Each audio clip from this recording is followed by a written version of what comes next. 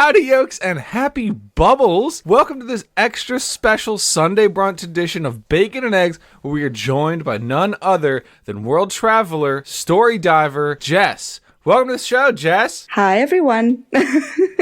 Jess, we are so excited to have you on this special LGBTQ Pride Month episode of Bacon and Eggs. Just a special Sunday brunch. We haven't done like a Sunday brunch in like 100 years. It's been a minute. Yeah, it has been a while. Also, I'm here as well. Listeners, what just happened there is Tyler introduced the podcast, and I went to say something, but instead I just made a happy face and like waved my arms back and forth on this audio-only medium. So just know that if you're listening to this, Ethan is happy to see you. Just I mean, if you're listening to this, just know that I waved to you right at the beginning when Tyler was like, hey there. I was like, hi, but with my hand instead of my mouth. I didn't wave because I'm rude that way. I wasn't even waving. I was waving to the listeners. There was a whole train of thought that went through my head and just took off. Let's go. Choo choo out of the station.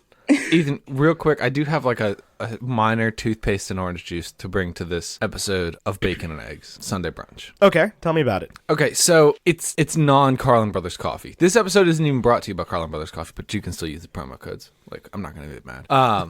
It's non-Carlin Brothers coffee. I've been buying... So Emily, my wife, is pregnant, and the smell of coffee makes her sick. Like, that's a thing. Right? Yeah, I didn't know that, but yeah. Well, certain smells make certain pregnant women feel sick. It's I knew that, but it's like if he had assumed that he had told me because we're friends, he has not because he doesn't love me like that. Oh, but what I can drink is those like flavored coffees you can get at like Target and like natural food co-ops and places like that. Yeah, like you can get like toasted almond macaroon coffee. Now, are you talking about like what are you talking about? Like grounds. Okay, like it's like coffee.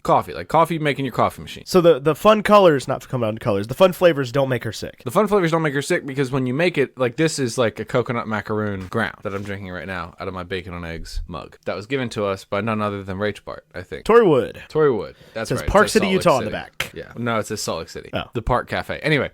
Park Cafe. Here's the problem, is they smell amazing. It smells like just the right amount of coffee and just the right amount of toasted coconut macaroon. They taste like burnt coffee. Yeah, because they're bad coffee. It's awful coffee. What am I supposed to do about this? I read the packaging and I was like, okay. I usually do a 1-to-1 little coffee, 6 ounces to scoops with like Carlin Brothers coffee, or even, with Dunkin' or whatever. But then with this, it was like, use 2 heaping scoops. And I was like, oh, I have never read this instruction. So I tried that yesterday thinking that would solve my problem. And all I got was really strong burnt coffee. So then today I went for, I do 4 little 6 ounces because I'm only one man, and that's 24 ounces of coffee. So, but that's where like the bottom line on my machine is. That's the minimum I can make. So today I did 6, and now I have a slightly strong burnt coffee. And I just don't know what the solution is here. I don't know if I'm doing something wrong. I'm supposed to be like buying a special liner for flavored coffee, but it's driving me up the freaking wall because every day I smell this delicious coffee, and every day it tastes like butts. Go ahead. Can I make a confession to y'all? What? I'm a 26-year-old man. I don't know how to make less than a pot of coffee. Okay, Ethan. It is a 1-to-1 ratio of scoops. No. You can. I don't need an explanation. You can tell me this all you want. It doesn't work. I'm convinced it does not work. I have never made like a satisfactory half pot of coffee in my life. Really? Yeah, never. Wow. You were just burning through Carlin Brothers coffee. Well, no. Do you drink it all? Yeah, well, me and my mom do. How big is your coffee pot? How many like 12 like cups. Standard coffee pot size. Okay, mine's a 24 pot. I just have a Mr. Coffee, but like the big one, not the one we had in college. Yeah, that thing was for But like I've just never gotten it right. Anyway, we're not here to talk about coffee. We're here to talk about Australia. Australia. So, Jess, you are from Australia. She lives in Australia. Yeah, I live in Australia. I'm not from Australia. Right, you're from the moment. Sure. No. My parents live in Ohio. I live in the moment. Jess, you are a world traveler. How did you end up in Australia? And additionally, because it's Pride Month, I want you to talk about your experience with Pride around the world and in the different places you've lived. And just I want to just hand you our platform to say as much as you would like about this. You just want my life story. Okay.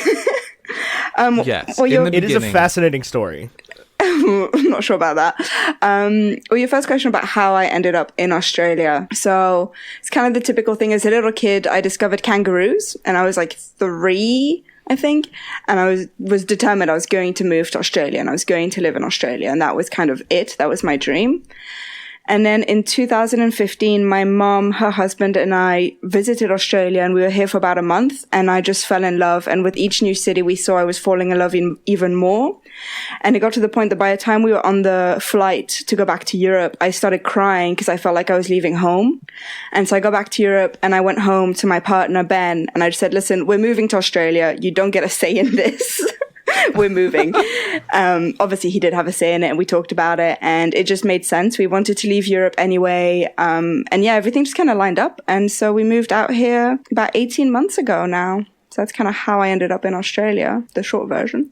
You have been in Australia considerably less time than I would have thought. Yeah. I knew that, like, you moved there and you and Ben moved there, and, like, you were like, yeah, we're just going to do this thing now. And that's awesome. Like, that is the coolest. Also, the first thing you said in there was, like everyone, when I was 3, I fell in love with kangaroos. And you said, like, the usual. And in my mind, I was like, the usual? I don't Do people know. just move to Australia? No, all 3-year-olds, like, adore new animals they discover. And they're like, that's it. I also wanted to be a dolphin trainer when I was a kid because I love dolphins so much. I don't know. I still want to be fair. a dolphin trainer. I'm not a very good that's- swimmer, but, like, that still sounds rad. Honestly, think you I have to be still that want good. to. You do. You definitely do.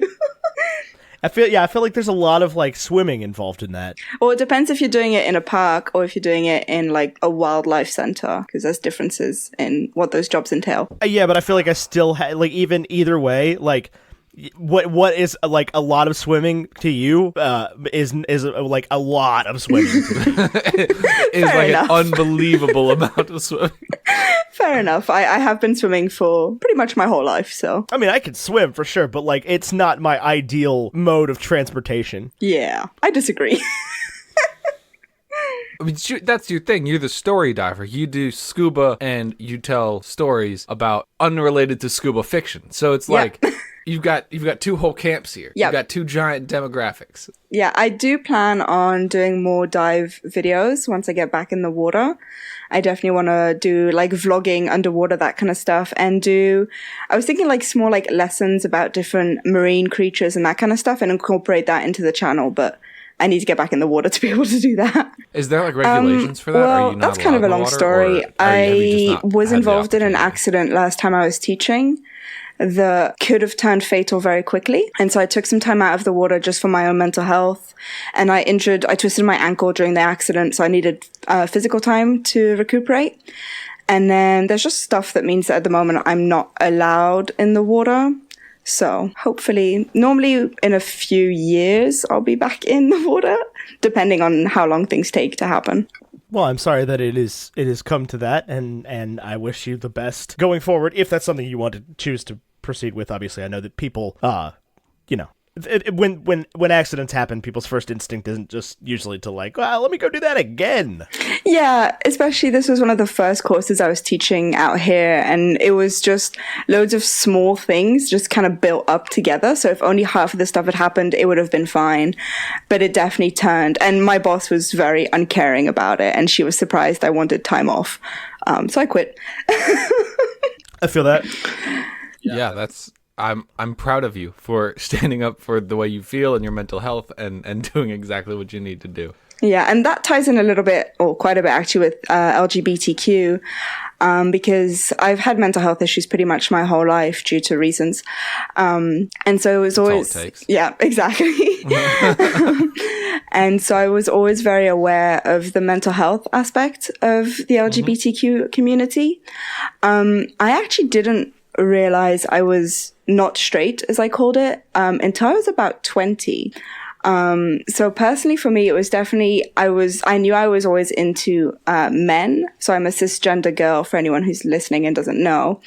And I was always attracted to men. And then I often developed very close friendships to very specific girls. And I was just sort of like, yeah, I'm just friends with this girl. It's normal that certain girls you're much closer to than other girls. And then one day I was watching an episode of Glee, which was my favorite show at the time. And I realized I kind of had more of a crush on one of the girls than just like, oh, I wish I could be her friend. And that was quite confusing because obviously I was in a relationship with a guy. And I was like, does this mean I'm gay now, or am I bi? And what does that mean for my relationship? And what if he doesn't accept it? And what if I lose all my friends? And so I definitely had that moment of like spiraling of like, what's going to happen if this is something? And then I kind of had to reground myself, and I used a lot of techniques I learned in therapy to kind of like learn to reground myself and just say, okay, I'm going to do this one step at a time and kind of figure out who I am before I start talking to people about it.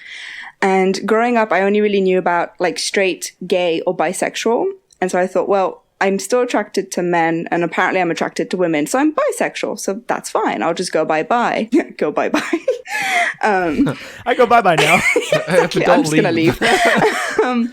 What if she just disconnected the call? Like, oh, I said it. Follow through on this one. That's it. I'm done. That's my story.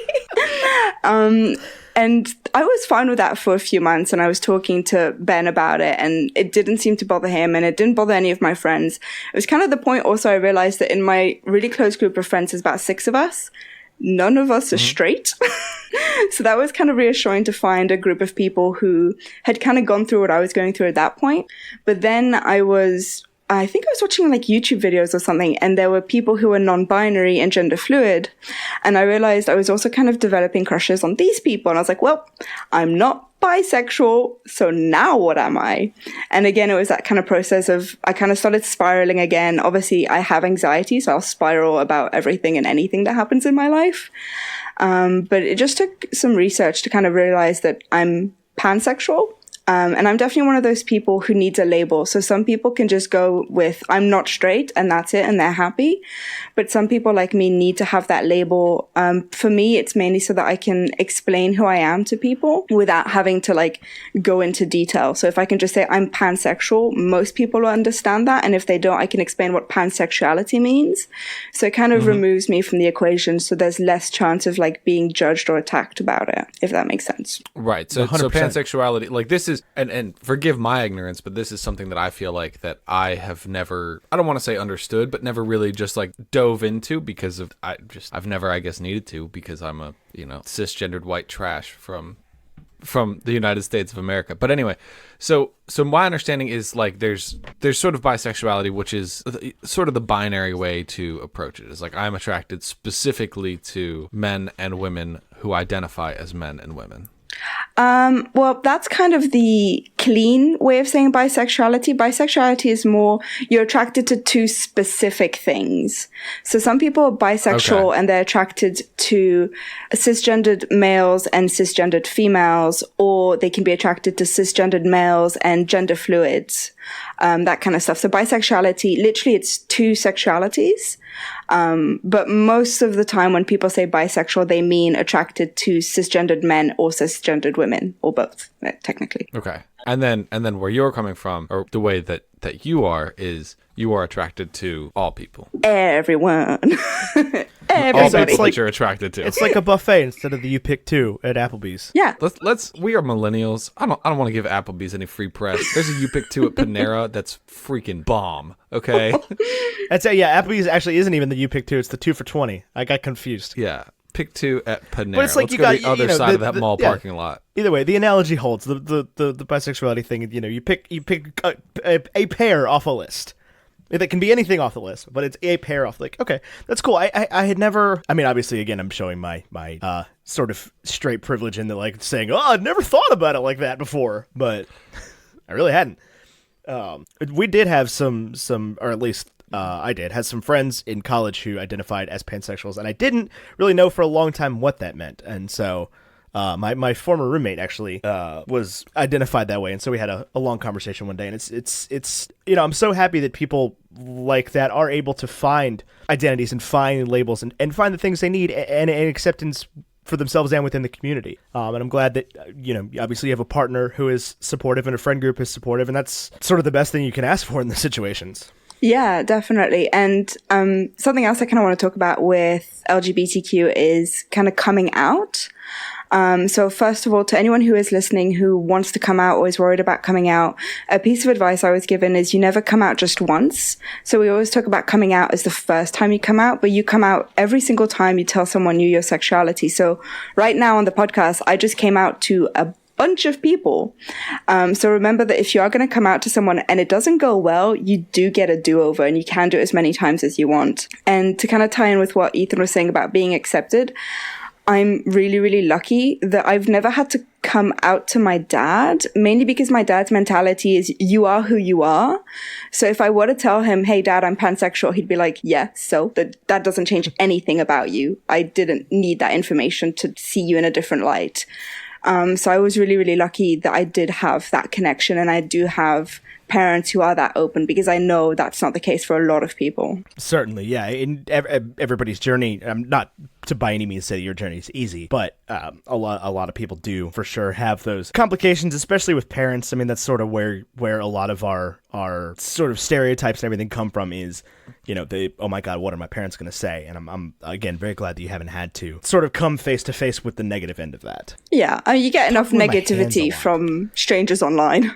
That's definitely the thing. Yeah, but like people, the way I see it is, if you're like a mean person on the internet, and maybe this is my own maturity, I don't know, because I know at one point this very much bothered me, but if you go online and you're just like a rude human being, I just assume that you're like 12, and there are plenty of 12-year-olds with valid opinions, but there are also plenty of 12-year-olds who still need to develop who they are as a person and really don't know what they're talking about. Oh, for sure. No, it's definitely kind of a comforting thought to remember that, like, most of these people are just undereducated, and kind of take it as an opportunity to educate these people if you have the energy to.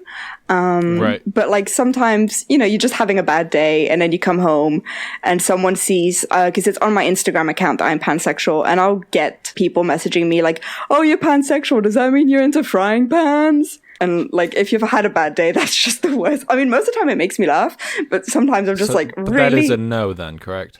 No, I'm not into frying pans. Okay, just want to make sure. Okay, so let's get into sort of switching gears here. Let's get into the meat and potatoes of this episode. Now, Jess, if you don't know, she has a wonderful YouTube channel called Story Diver. That is where Jess comes to us from. And she makes a lot of videos about a series that we did recently that you guys seem to really like. We didn't do the whole series. We did one of the films. The worst film. And that is brutal. I think you're right, though. It is by far the worst film. I could go on an hour rant about why it's the worst one. I won't, but I could. But on Jess's Patreon very recently, she did, or maybe not recently, I don't know, but she did a video sorting Hunger Games characters into Hogwarts houses. So we're just going to redo that because I think it sounds like fun. So Jess is going to be serving as the absolute godlike authority on this, and Ethan and I are going to have to sort them. Read that as absolute idiots on this. Right, absolutely. I am reading Harry Potter and the Chamber of Secrets right now, which I think qualifies me as an expert. And I know that I'm an expert because the other day, do you know what day of the year Tom Riddle gets Hagrid expelled? Do you know? No. June 13th. Ooh. They were in school late that year. Ooh. I've only read Harry Potter once, so. I mean, well, you know how like in high school and stuff, if it snowed a lot, we had to stay extra. Yeah. For them, it was like, you know, if there's a basilisk murdering students, like you got to stay a little bit longer. Yeah, fair enough. Like you took a couple days off in there. Yeah, exactly. You have to catch up on classes. Because it doesn't snow there. Let's be real. Okay, but like the basilisk killed one kid that nobody liked. Still killed a kid. You're right. That is pretty unacceptable. Although we are about to talk about the Hunger Games, so it's all relative. Yeah, we've killed a bunch of kids in the Hunger Games. We killed like at least 60. Oh, I mean, over the course of the Hunger Games, a lot more than that. Just in the series, yeah. Yeah, I mean, definitely when I was watching the movie last time, and this has sort of never hit me before, just I don't know why it did, but for whatever reason, I was watching the Hunger Games and I was like, man, they're just about to kill a lot of kids on screen, aren't they? Like, this is just going to actually okay, whatever. And then they did it. And then they did it. I was like, this is kind of a wild idea, guys. Yeah, it's a wild story in that sense, for sure. So let's... I just want to let you guys... I don't know what's going on with me. I think I'm running on about 14% brain capacity right now because I just typed in Hogwarts houses into Google. Like, I didn't know what they were. I know what they are. Even I know. I do know what they are. I do as know. well, but that was just like I was just like Hogwarts houses. I need Hunger Games characters. is You know what? I It didn't need. even pull up a list of the Well, I've Hogwarts got houses. 24 of what I would consider some of the major characters from the Hunger Games series. So if you want, I can just call them out to you guys and let you guys kind of discuss what house you would put them in, and then I would kind of give the house I put them in and my reasoning behind it. That could work. That works for me. I think you're going to get to a point in this where you are naming characters I don't remember. No, these are major characters. They are. Never mind, there might be a few. You don't know. Just looking over the list, there might be a few. I might have to explain who they are. Okay. Well, if you need to explain them, then maybe Ethan and I aren't qualified to answer about them. You'd remember them. You would definitely remember them, but you may not recognize that's the their thing, names. Especially in this series, there's a lot of like, not random, but there's a lot of like tribute names that, they're just lost to the ether. It's like, I can place them in the movie or in the book when things are going on, but it's like, if especially if it's a tribute from like the second Hunger Games, the one in Catching Fire, I'm just like, Finnick Odair, got it. Yeah, well, he's on the list. You know what drives me crazy about all of these sortings, Ethan? And this is something I want to be cognizant of while we do the sorting. That was I feel not like... the word that you just said. What? You tried to say cognizant, but all you said was cognizant. Yeah, cognizant. Cognizant. Something I I want want to to be be cognizant of cognizant is of it. just because someone's nice doesn't mean they're a Hufflepuff. Okay, I want to go like a just. I just want to don't go a layer worry. deeper on these. I definitely took I'm that glad into that account. you feel this way. Jess is sitting there like, there's no freaking Hufflepuffs in Pan Am. What are you, crazy? Oh, well, on my list of 24 tributes, there are more Hufflepuffs than you would expect, I think. I'm just going to say this straight out right now. All careers are Slytherins. Or you have to wait and get there to find out. Well, let's get All right. there then. Well, All right. Now let's I'm start- curious.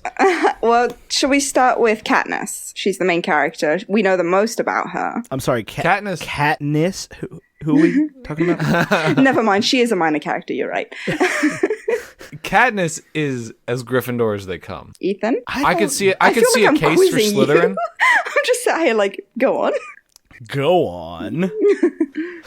I could see a case for Slytherin with Katniss because she kills that one dude that kills not Prim. Rue. Rue. Yeah, but the ambition factor's not really there. Like, that's not, I wouldn't say that's her motivation. I guess I'd probably go.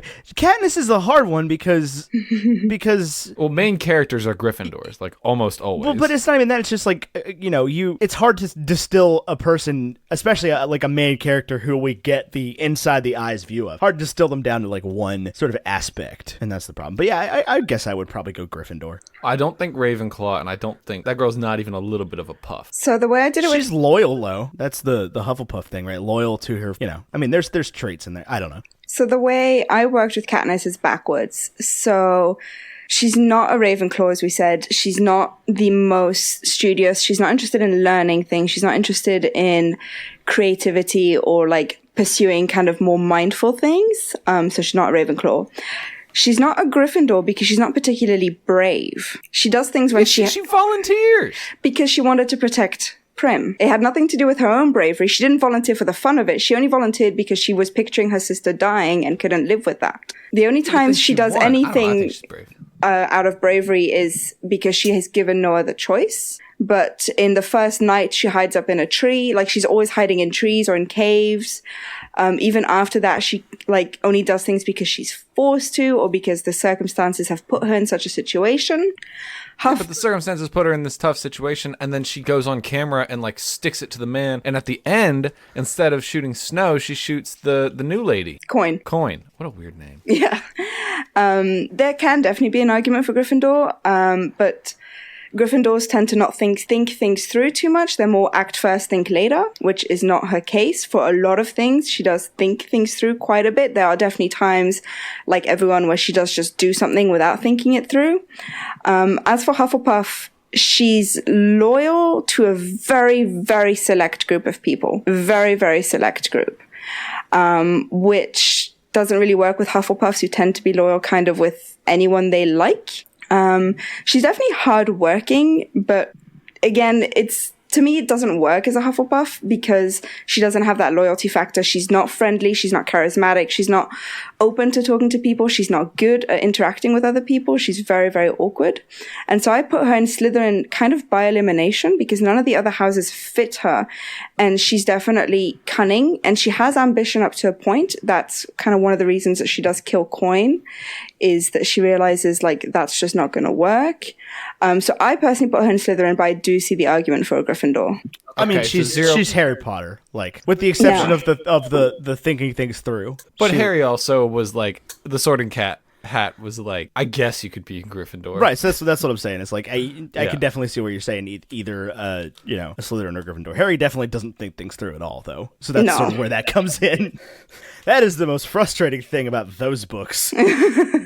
He's very much a child in the books. Like, he's definitely way that they a kid. don't put together that the freaking basilisk is a snake immediately after the dueling club. Yeah. It's like, oh, Harry can hear something no one else can, and he can talk to snakes. Well, they are 12. I get it. That's fine. And you're not 12. And you've I also get it. read it like 18 times. I know. It actually like blew my mind the first. It took me years of being a fan before I was like, oh, he can talk. Like before I put all of that together on like a literary side of things. I mean, yeah, there's some definite foreshadowing. Also, J.K. Rowling, not J.K. Rowling, Nearly Headless Nick breaks the Vanishing Cabinet in that book. Yes. Which Very is good. wild. Just a wild piece of foreshadowing. Harry Anyway, also hides in the Vanishing Cabinet in that book. yeah, so where are we talking about PETA next? Yeah, know. sure, if Who's you want. next? Or I had Prim next Peter on my list, but Peter Millard Prim. works. Prim's the only one that's like the right age to be chosen for sorting, right? She's 12. Close enough. Well, close enough. She's 12 to 14, I guess, throughout the series. Primrose Everdeen. Everdeen. I think she's my gut on this one goes to Ravenclaw. Ethan, where does your gut go? I don't honestly think that I know or remember enough about Prim to make a call on this. Prim is to like what her character actually like is. so my here's my thinking, and maybe I'll jog some thoughts for you. Prim is like young, innocent, and she is like an apothecarian, right? She runs the non-scientific medicines. Yeah, she helps her mother with the herbs. She's not technically working in I can't say that word. My French brain wants to interrupt and say something else instead. Welcome to being bilingual. Right. Yeah, they technically don't own that because it doesn't exist in the scene where there's not enough money. They just basically use herbs and natural remedies, but it's not like medicine. Right. Then that would lead me towards Ravenclaw. But I can see the argument. There's no Slytherin here. There's no Gryffindor here. Yeah, she's either a puff or a claw. So I personally... Go ahead. So no, interrupting. Go for it. And I say that because she is very studious. You know, she's like very into. She gets the goat. She makes the milk. She learns how to make all these recipes with it. And like she definitely was not jazzed to be chosen. Yeah, she was like afraid to go, and she wore the little duck thing. So you made a good point with the goat. However, Katniss is the one who got the goat for her and who teaches Prim how to make milk and how to like turn that into cheese and butter. I personally put her in Puff because she's got that people relations. She's kind of friends with everyone. She's friendly towards everyone. She knows what to say, when to say it. Her knowledge of medicine is kind of a natural one that she kind of learned through years and years and years of helping her mother. And her kind of motivation in life is to help other people and be with other people and comfort other people, which I see more as a Puff side. And again, the hardworking of learning different medical things and how to treat something when you don't have any medicine is kind of that hardworking aspect of the Puffs. Okay, I could definitely see that. Let's go to another main character. Gale, did you know this is an interesting fact? If you Bing search Hunger Games characters, which I'm in Firefox, that's why it's not Google right now. I thought I was in Chrome. Can you never say that string of words ever again? But if you Bing search Hunger Games characters, all that comes up, like there's like a list at the top of a bunch of major characters, and then right below that is a bunch of pictures of Liam Hemsworth as Gale Hawthorne. Is that who that is? yes. Yeah. Okay. Yeah. So I just think that's interesting that, not Jennifer freaking Lawrence is the top. Yeah, But- that's weird. The Oscar winner, who is the main character. Anyway, Gale. So Gale has an interesting arc for me. Like early stage Gale is like Katniss in that he's got the hunting thing, the functional relationships, but he's also like he's loyal to his family, but he's also like, you know what? Let's just freaking get out of here, man. Yeah, Let's that's my whole thing that throws me off with him is the idea of like, let's just dip, Katniss. Screw all this. We could just like live in the wood, like we Gucci, like we all good, like right. we'll be could fine live out off here. of the land, etc., etc. He did want to bring his brothers and sister and mother, and then Katniss said, "What about Prim? Prim in the woods?" And he goes, "Yeah, maybe not." So he definitely did consider bringing other people, and definitely his people, his family, his unit.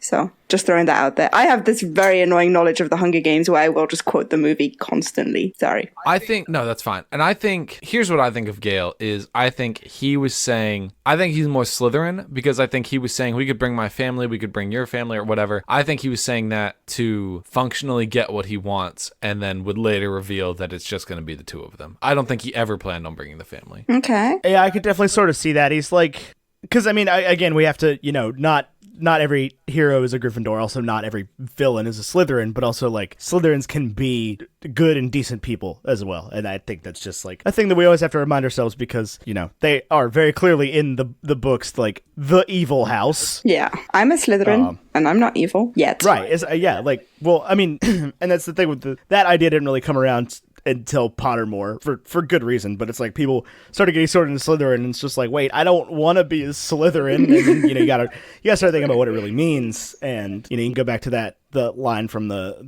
whichever book it is when whoever says it's a Slughorn that's just like, oh, it's McGonagall, it's like Slytherin house needs to decide where its allegiance lies tonight, and it was like, yeah, ooh, okay, but yeah, I would say I would put Gale as a Slytherin, but I could definitely see an argument for a Gryffindor. Or a Puff. Or a Puff, yeah. He's got a little bit of a mixed trait. The loyalty and the family thing does definitely throw some wrenches in any of the standard archetypes. So I definitely put Gale on Slytherin myself. Slytherins do, from what I've read, tend to be loyal to a certain group of people. Like, their friends are their friends. But, like, to get into that group is very difficult. Shh, it's fine. Shh. So he's definitely a Slytherin, considering the kind of traps he can create and how he can look at an animal that he's never seen before and be like, oh, you know what? I can make a trap using this and that. And he can immediately make things, which shows that he's very smart, but he uses that to trap animals and later people. So that's kind of the cunning side. He's definitely ambitious. From the moment he found out the 13 had an army, he wanted to be the best soldier. He asked to be part of the Star Squad. He was part of the sharpshooting squad. Like, he's extremely ambitious. So I definitely put him in Slytherin, like, without thinking twice. Yeah, and in Slytherin House, a lot of people are stuck on ambition, but Pottermore, well, Playbuzz.com, their description, which I'm sure is lifted from Pottermore, has Slytherin the house of cleverness. You have ambition and are very resourceful. So I think that's where that's coming from. I'm with that. We have successfully sorted Gale Hawthorne. Next character. Peter Malark. Peter is a Hufflepuff. No, Ravenclaw. Peter's a Hufflepuff. He's the huffliest puff. No, he's a Yes. Ravenclaw. He's smart, because- and he's got the creativity thing. Well, one of you is right, according to me, the all-knowing source of knowledge, apparently. God herself. No, everybody likes Peter. He's got the charisma. He's got the like that joie de vivre, that je ne sais quoi. Interesting French. Jenna The said X what? Factor. Yeah, Jenny said what? You did what in that cup? And he uses it was the same thing we were talking about with Prim. It's he has the studiousness, he has the creativity and everything, but he uses it in very like naturalistic and very, he makes his like rock makeup and stuff like that, and he's hardworking. He's the baker. But Baker's son. creativity tends to be more of a Ravenclaw trait. To be creative, to be artsy, to be able to create something out of very little is often seen as a Ravenclaw trait, and that with... He's very people-pleasing, but he's very smart in what he says. So in both the interviews, he manages to drop a bomb that changes absolutely everything. The first one being that he's in love with Katniss, which makes the entirety of the Capitol suddenly kind of realize there's this amazing love story that's going to happen and they're going to have to watch one of them die, and that doesn't seem to bother them. That's a different story. And then in the second one, he says the Katniss is pregnant, and that starts a very small but very obvious revolution in the capital that almost finishes the games. So for those reasons, I actually put him in Ravenclaw, because he's very, very people-pleasing, but he's very smart in what he says. And he doesn't just say things to help people or to be kind. He says things for a reason, and he thinks everything through, and the creative side, as I said. But I can definitely see Puff. Yeah, he's also hot like Cedric Diggory, so... I mean, yeah. But unlike Cedric, he's not dead, so... Yeah, true. I mean, if we're going to just start placing people depending on how they look, that's a very different conversation. He's also not hot in the movies. Are you kidding? Disagree. Hard disagree. I've never understood this whole Josh Hutcherson thing. Oh, no, it's not Josh Hutcherson. Hutcher It's Peter that I have. Anyway, that's a different conversation entirely. All right, next character. Haymitch Abernathy. Haymitch is a Slytherin. I would tend to agree with that. Haymitch looks out for Haymitch for the most part. He definitely does. So He if we're talking helps about, them win because it helps him. yeah, and he definitely ends up really liking Katniss, but again, that could fall into loyalty to a small group of people. But he's out for number one. Like, Haymitch wants to survive as long as possible. He obviously won, and he's the only victor ever from District 12, before Katniss and Peeta, obviously. There was one other one that died, right? Is that right? Was there? Not canon. That's, there's a lot... Problem with the Hunger Games is there's a lot of fan-fictional fan theories that are spread as canon. But from my memory of canon, and I could definitely be wrong, Haymitch, I don't know if he was the first from 12. He was the only one left who had one from 12. Gotcha. So I knew that. I knew that he was the only one alive, but I wasn't sure if he was the only one to ever do it. So you're both saying Slytherin, is that right? Yes. Yeah, that's what I think. So I personally, and again, just me, I put him in Ravenclaw because he was able to juggle the fact that he was part of the Rebel Alliance while being in the capital, and he played that very well. Also, the way he won his games was incredibly smart.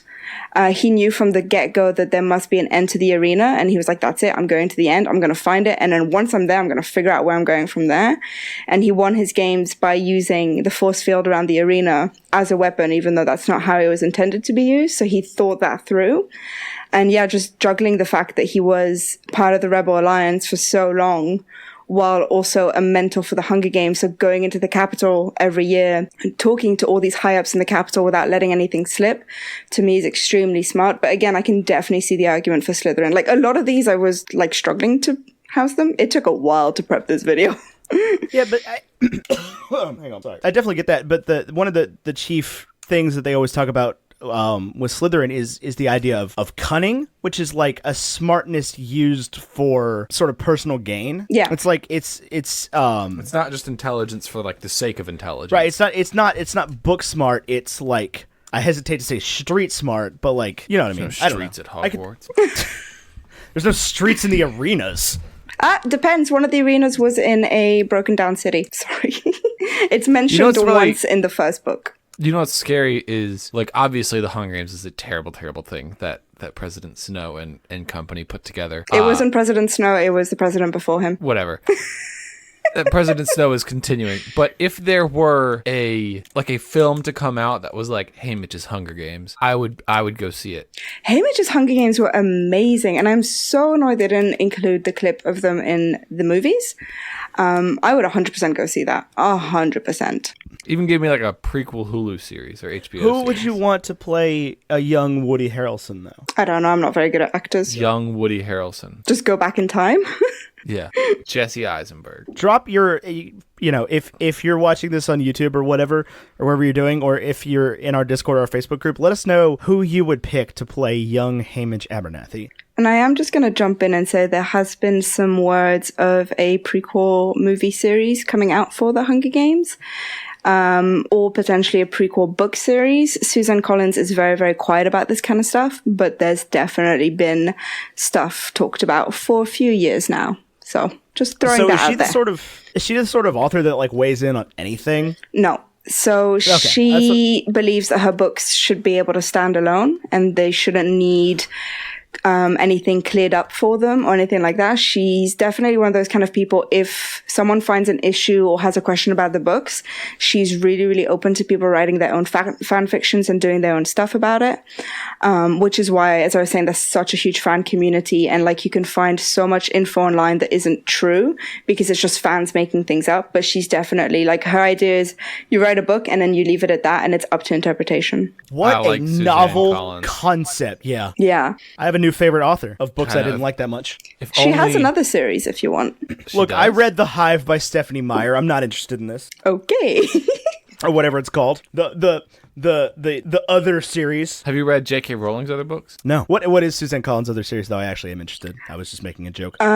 Well, I don't remember what it's called, and I know it's in the first Hunger Games book I have because I got the special edition ones, like the name of Ooh. them. But it's not in this room, so I can't go get it. But Gotcha. Well, I have the whole internet in front of me. I can figure it out within seconds. Is it exactly. The Underland Chronicles. There you go. Thank you. These actually look extremely interesting. Just based exclusively on their cover art, I am immediately drawn in. I have Well, then that not cover read artist them. did a good job. Because it's very reminiscent of like old school cover art you'd see on like Journey to the Center of the Earth. Okay. I should read them. I really want to. The Underland Chronicles? Yes. But instead, About I'm Gregor just the rereading the Overlander. Hunger Games again. It's fine. It's fine. I did that a few weeks ago. This is like the 9th time I'm reading them now. Suzanne Oh, Collins so these is were not- pre-Hunger Games. Yeah. Gotcha. Are they better? I don't know. I haven't read them. I mean, objectively. yeah, no. probably not. Seeing as the other ones got a huge movie series, With an Oscar-winning actress at the front? Yeah. who was not an Oscar-winning actress at the time. No, this was her sort of breakout role. But she did win an Oscar afterwards for one of my favorite films. Ooh. Okay, well, so let's barrel through a few more. So I'm just going to continue in order here, but if there's any other characters you'd be more interested in, just shout them out. But the next one I went over was Effie Trinket, my favorite character. One of my favorite characters. Effie is, I agree with you there. Effie is one of the most interesting characters. Yeah, I would for sure. I would get a book about Effie alone. Especially in the movies, and especially in the first movie. I truly think that she's Okay. one of the outstanding performances in, because I don't love the first movie all that much. I hate it, so that's fine. Especially compared to the book. But I think she was truly one of the outstanding performances in that movie. Granted, that is this, aside, but I just thought that she was wonderfully portrayed. And I would say I'm leaning toward Puff. Okay, that's what I thought you would say. Okay.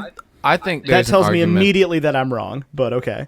No, I not think there's an necessarily. argument for main character houses here. I don't think Slytherin though. I don't think Okay. she's cunning. I don't think she's cunning. I do think she's ambitious, but I I can definitely see the bravery side of Gryffindor coming through, though. I can't, because she has this ambition, but in order to have that ambition, she has to be brave enough to like deal with being the District 12 rep for as long as it takes for her to get promoted or whatever. And I think that is like a scary thing. And she just goes in there and she gives it like 110%. So that's where my Gryffindor feelings come from here. But she loves the kids. She does love the kids. She doesn't love the kids. She's very good on camera, and she doesn't get attached to Katniss and Peter until the second one, where she cries when she finds out that they're going to get reaped again. But the first one, she's just very much, we need to be here on time. Let's go. Let's move.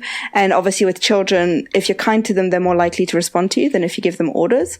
But I would not say she cares about the kids. She cares about her job and getting promoted. Like, that comes up a lot in the books. Just throwing that out there.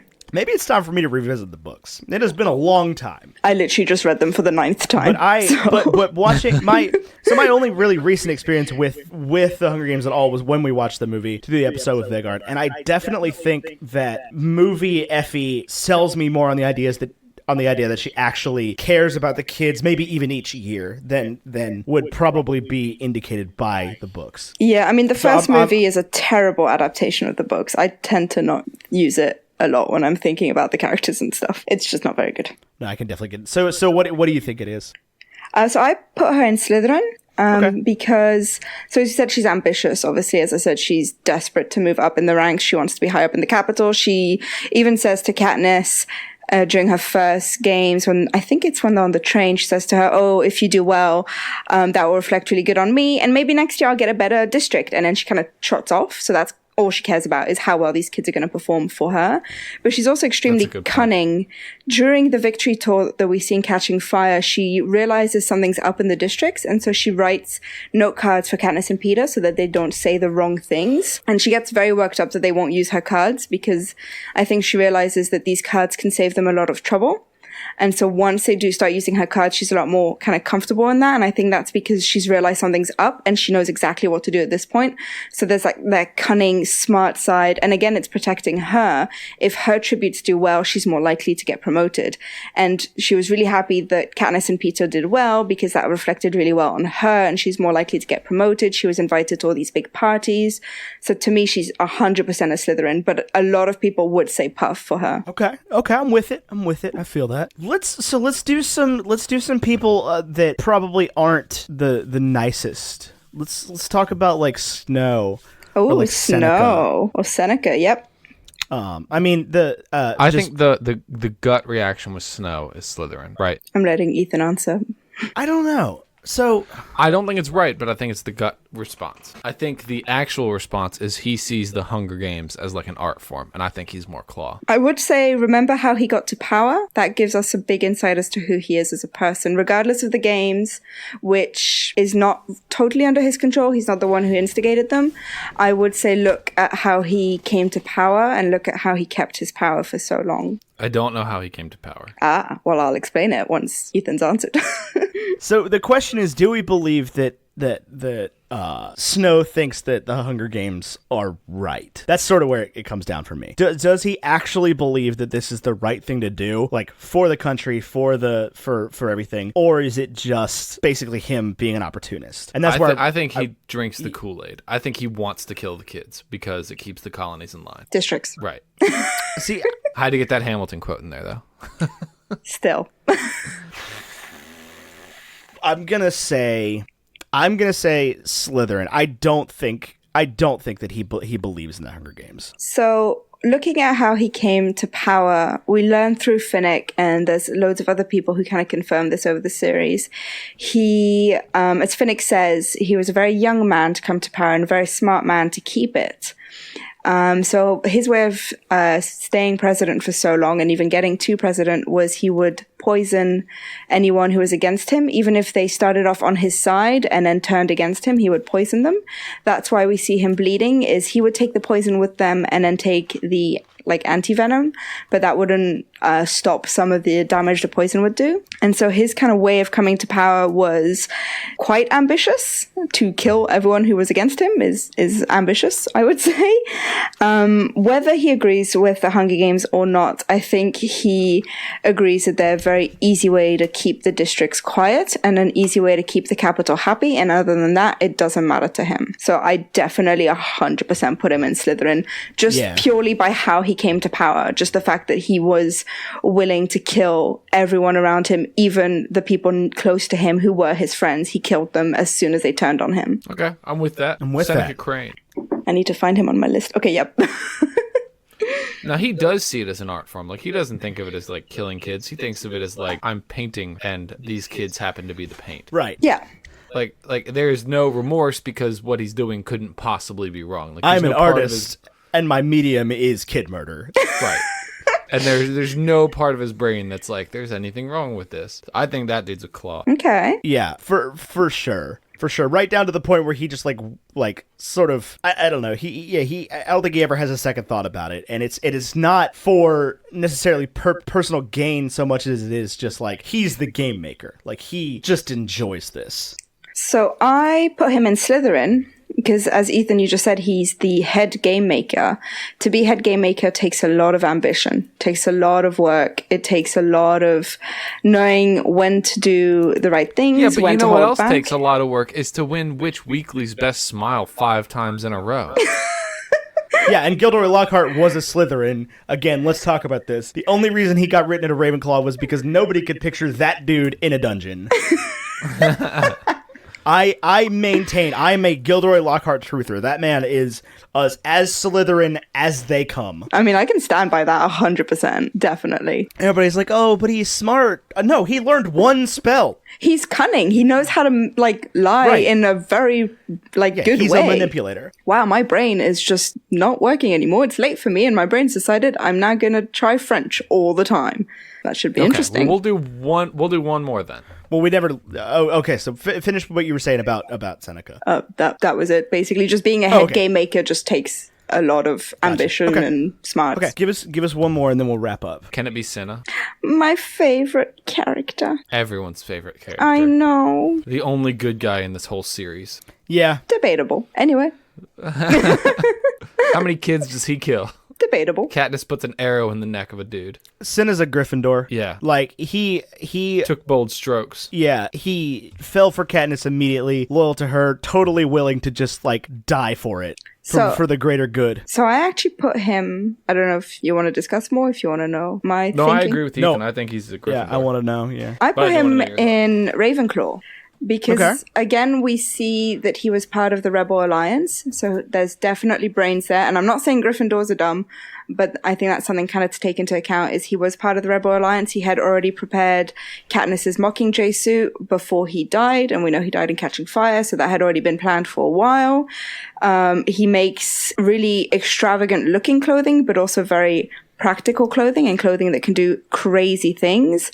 So, for example, Katniss's dress in Catching Fire that catches fire and becomes a completely different dress. To me, that shows a lot of smarts and creativity. So I put him in Ravenclaw because I just feel like there's so much, he puts so much effort into his work and learning new things, like Katniss's fire suit from the first games during the tribute parade was a brand new thing that he had invented for that games. So he's definitely smart and creative in his field. That is fair. For sure. That being said, Hermione makes Harry and Ron look like Crabbe and Goyle. Yes. Right. She planned that out way early on. I don't know. I just feel like I get mad Gryffindor energy from this dude. I mean, this is just my sorting. Well, yeah. Suzanne Collins and Rowling didn't sit down, although I'm sure Rowling asked, to talk about this. I would love to talk to Suzanne Collins. That's the dream, is to be able to interview her. That's the dream. Nothing else in my life is important. What house was Moody in? Oh, that's Harry Potter. I don't know that very well. I have no idea. Maybe he didn't go to school. I don't know. I can look it up. There is no canon answer. Oh, well, good. We can decide. Hufflepuff. I'm kidding. If there's one thing Alistair Moody is not. He's a Hufflepuff with a grudge. He's loyal.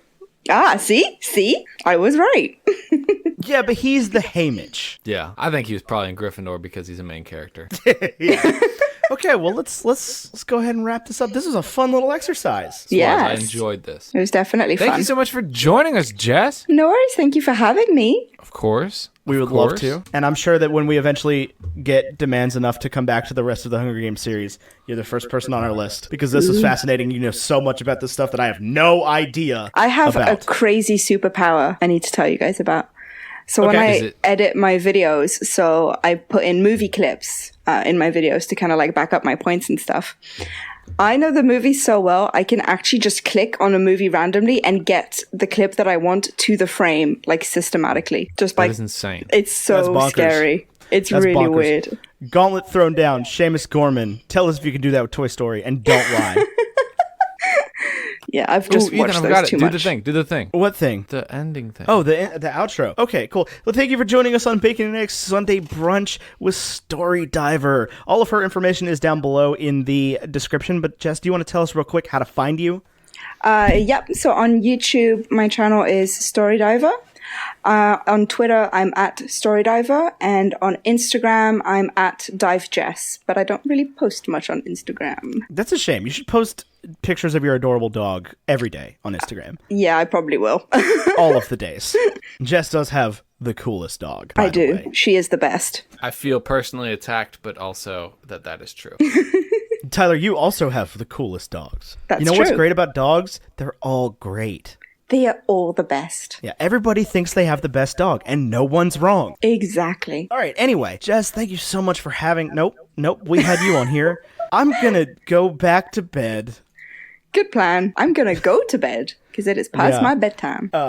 I went to sleep at 4 o'clock this morning. Oh, but that's a gosh. whole different story. Oh, no. That's not okay. good. We're living. We're thriving over here at Camp Ethan. Anyway, Jess, thank you so much for potting with us. Tyler, thank you so much for potting with me. This has been Bacon and Eggs. I don't know why I'm doing this like smooth jazz NPR outro right now. This has been Bacon and Eggs with Story Diver. You put that pop filter back before you say another word, Tyler. Do the thing. Okay. How about we talk for 10 more minutes? No! I've been Ethan Edgehill. He's been Tyler Carlin. She over there has been Jess. This has been Bacon and Eggs. And until next time, arrivederci. Bye. And may the odds be ever in your favor.